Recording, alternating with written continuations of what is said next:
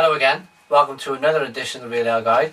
As you can see, we're in a totally different location from where we normally are, but there's a good reason. We've got loud children all over the house. It's raining outside, we can't get outside in Chris's it's blowing a gale. Nice garden, so we've set up in the spare bedroom on a couple of chairs, and today we are reviewing let's get it in by the camera. It's a Mohawk Respirator Doublebock. How's that? Yeah, we're quite partial to a German beer. Yeah, I'm guessing it's it says on the back. Traditional German Bock beer. Yeah. One of my first favourite beers that I tried was a Doublebock. Yeah. So I'm guessing this is the same kind of thing. Gonna be or same kind of style. Yeah. I've not had a German beer. I've had a few German beers, but never anything near. This is 7.9% ABV. Not had anything. Yeah. And it's something IBUs as well. 36 IBUs. Yeah, I mean I've had a Dunkel beer from Germany that came in around this ABV, but not a Bock, and it wasn't as hoppy. Well, I'm from the IBU camp. I'm guessing it wasn't as hoppy. Looking forward to this. So where are these from?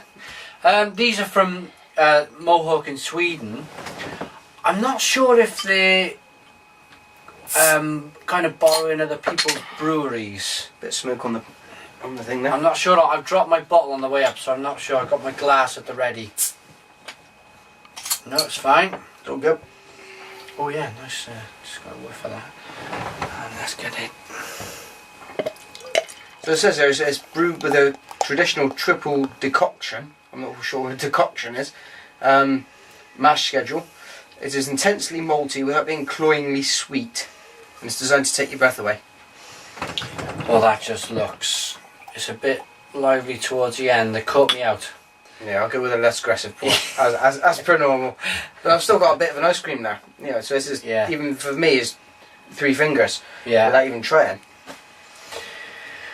Looking at the beer, it looks that you pick up a lot of the Weiss beers from Waitrose, the dark Weiss beer. It's kind of got that look about it. Would you say? Yeah, it's ever such a slight cloudiness, maybe not as much as a Weiss beer as you'd expect. But it's got that kind of, a bit like the Vienna lagers and stuff, you know, it's got a slight kind of, you can't really quite get your way through it. Yes. You know, you can still see your hand back there, but you couldn't make out individual fingers, even with the light coming in from behind. Kind of a hazy amber colour. Tinge of red in there. I got a 3-finger off-white foamy head. Very foamy. It's almost like you know when the sea comes in too much and you end up with the sea all whipped up into a film. It looks a bit like that. It does. It does. Well, should we get the nose on this one then? Let's whack a bit more in. I'll just remove this piece of debris, which hopefully isn't just dirt. I'm just guessing it's just a bit of sediment. Cheers, everyone. Cheers.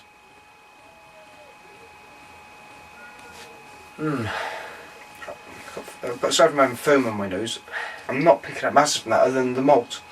I was just about to say it's a light aroma, isn't it? But I got a funny feeling that it's the head that's stopping that coming through. Yeah. And it's going to be one of them ones that just slightly, you don't get much. There might be a slightly bonkers hop character in anything. Because there's a lightness to that malt. It's very sweet, isn't it? I think it's gonna be one of them beers where there's not much in the nose, but it really does catch up on you in the taste. It really does. It's really moving as well. I don't know if you can get that. Probably not with this light from this angle. Is it? I mean, this room isn't ideal for reviewing purposes, but what can you do? Should we get into it? Yeah, should we get in? Cheers, everyone.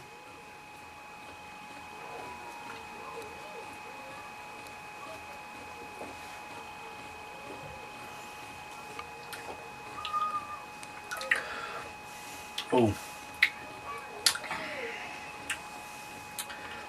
Still pulling. Yeah. Very, very flavourful. It was a big middle, wasn't there? Yeah, it was a long massive middle. I was waiting for the end to come in, which is I don't want to say anything. It's still not come. I don't know. An awful lot in the front of your mouth, up in front of your teeth. Yeah, kind of wants you to pull your gums back, type of like that.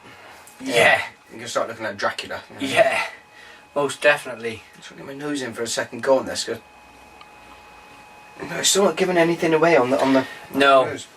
It's a very, very powerful taste in the middle, and it's one of them beers that takes a couple of mouthfuls to quite work out what you're tasting. Do you know what I mean? Yeah, I'm going to have another one, see if I can give it a more educated guess.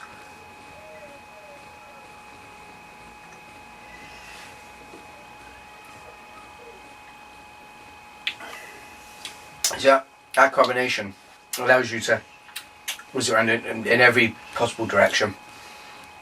It's gone out to the sides, it's gone up the top, it's gone down the bottom. I like to get it round so see if anything in those taste receptors in your mouth pick up something from a different angle. I'm picking up. It's not quite like they've added brown sugar, but there's a definitely in the taste. There's a definite big brown sugar hit that quickly goes away from me, and it becomes like an ultimate sharp bitterness. It's a sharp bitterness, isn't it? You're getting that brown sugar. Yeah, it's long on the malt, on that sweetness, like you say. Yeah. Bang, right in the end. Almost after you've taken your last swallow to like remove the last of it from your mouth, you're left with this Sharp, bitter kind of thing on the back of your tongue. Yeah. Very, very sharp beer.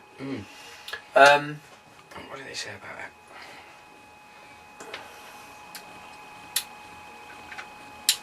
See, they're saying there's chocolate malts in there. Are you picking those up? Maybe that's the bitterness. I mean, there's a bitter chocolate. Yeah, really. Yeah, when you get into like 90% cocoa solids chocolate. No. You're not getting that? I'm not picking up much at all in a roasted malt, chocolate malt flavour. I think it's used to colour the beer maybe, like they do with black IPAs. But certainly I'm not picking up that much in the taste. What I am picking up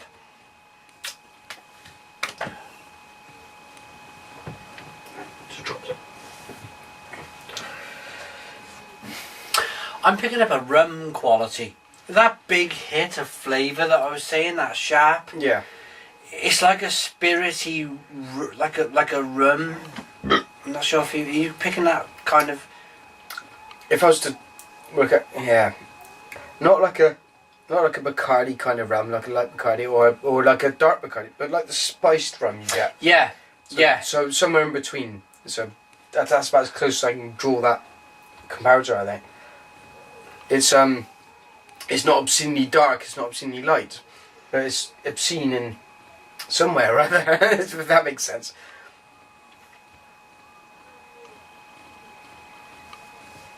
It feels like what it's doing is at the extreme edge of what can be done with it. Yeah. This is very, very different from any German beer I've ever tried. The more I'm trying it though, the more I'm enjoying it. The first mouthful was, if I can admit truthfully, was a shock. It was a big shock for me. Well, it's designed to take your breath away. Well, yeah, that's what they're going for. That's what they're going for. They're going for that type of thing.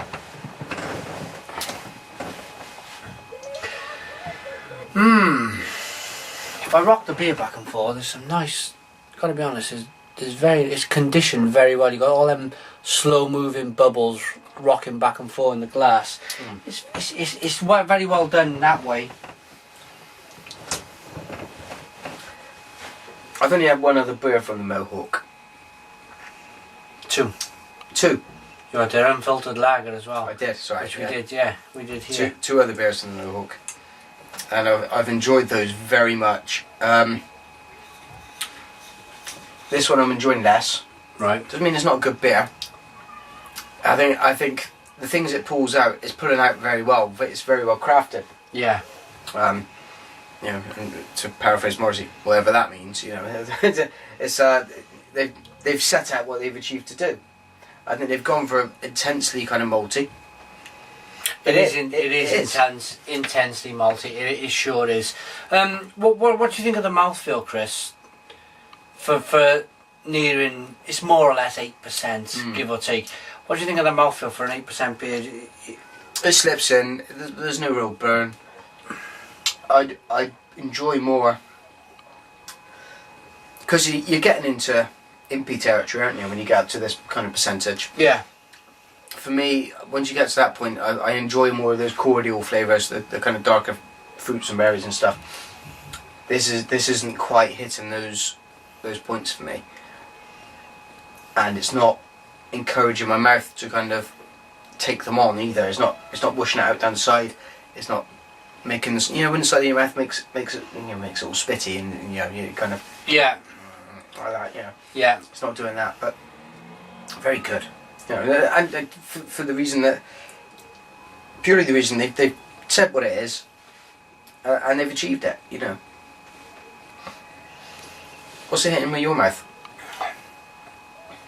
Well, the reason I mentioned mouthfeel is because we drank a beer just now which was 5.2%, and it was very, almost like cloying and clothy and very sticky, and a beer at 5.3% or 5.2, I can't quite remember exactly, but it wasn't very refreshing, and you expect a beer at that ABV to be very refreshing.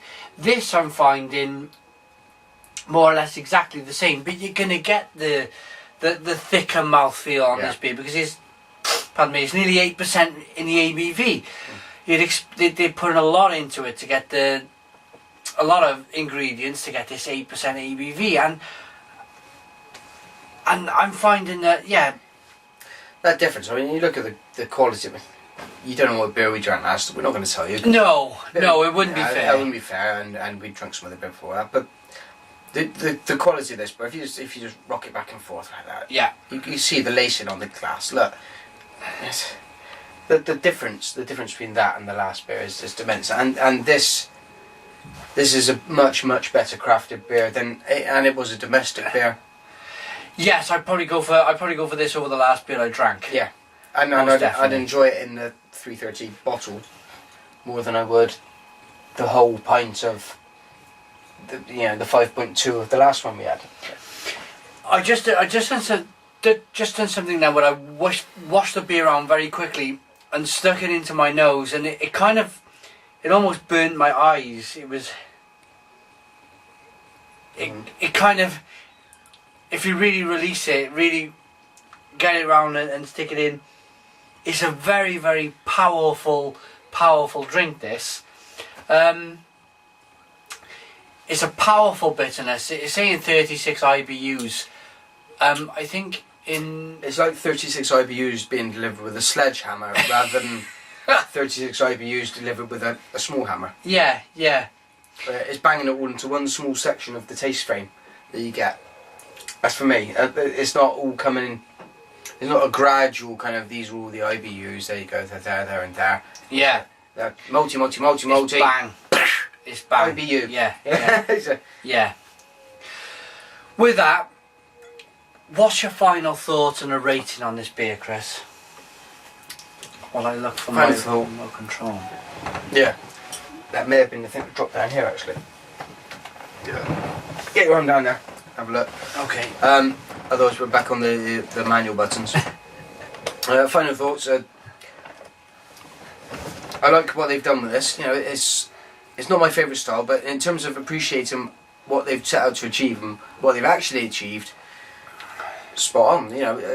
You can't fault the fact that they wanted to get a big multi-hit in this. They have. And it comes out and it's honest about the IBUs, which isn't something we're used to seeing with domestic beer. Maybe, is there a need for that? I don't know. That's another subject altogether.